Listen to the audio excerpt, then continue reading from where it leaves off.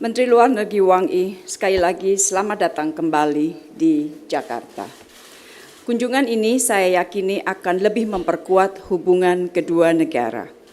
Tahun depan, Indonesia dan RRT akan merayakan 75 tahun hubungan diplomatik.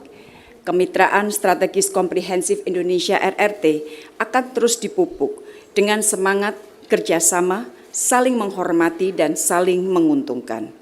Rekan-rekan media yang saya hormati, dalam pertemuan bilateral tadi beberapa hal dibahas, antara lain. Pertama, kedua pihak sepakat untuk memperkokoh kerjasama yang saling menguntungkan antara kedua negara. Hubungan bilateral akan terus diperkokoh dengan terus menghormati hukum internasional.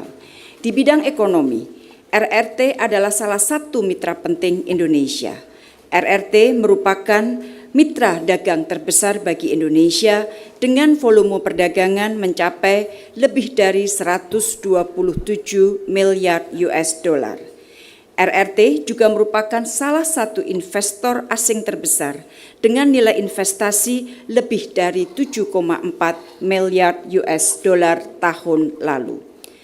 Beberapa fokus kerjasama investasi akan terus diperkuat, antara lain di bidang hilirisasi industri, pembangunan infrastruktur, manufaktur, transisi energi, serta ketahanan pangan.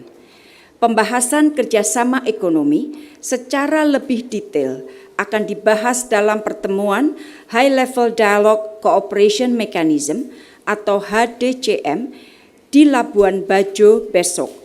Dari pihak Indonesia akan dipimpin bersama Menko Marves dan Menteri Luar Negeri, sementara dari pihak RRT akan dipimpin oleh Menteri Luar Negeri Wang Yi.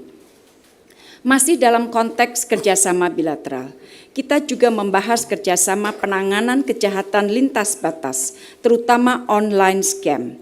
Saya sampaikan pentingnya kerjasama kawasan termasuk dengan RRT dalam penanganan kejahatan ini, di mana banyak warga negara Indonesia yang menjadi korban. Saya juga mengajak RRT untuk melakukan kerjasama di bidang pencegahan agar korban tidak terus berjatuhan. Kedua, kita juga membahas beberapa isu kawasan dan dunia. Indonesia menekankan kembali komitmennya untuk menjaga stabilitas dan perdamaian di Indo-Pasifik. Stabilitas dan perdamaian Indo-Pasifik hanya akan terwujud jika semua pihak menghormati hukum internasional. Indonesia menghargai dukungan RRT terhadap ASEAN Outlook on the Indo-Pacific. Kita memiliki tanggung jawab untuk menjaga kawasan kita agar tetap damai dan stabil, dan itu hanya dapat terwujud jika semua pihak menghormati hukum internasional. Kunjungan Menteri Luar Negeri RRT dilakukan di tengah kita semua memiliki kekhawatiran akan situasi yang berkembang di Timur Tengah. Kita memiliki pandangan yang sama mengenai pentingnya semua pihak menahan diri dan pentingnya untuk melakukan deeskalasi. Saya menjelaskan mengenai upaya diplomatik yang dilakukan Indonesia sejauh ini, dan saya yakin RRT akan menggunakan pengaruhnya guna mencegah terjadinya eskalasi. Kita juga memiliki pandangan yang sama mengenai pentingnya gencatan senjata di Gaza dan penyelesaian masalah Palestina secara adil melalui two-state solution.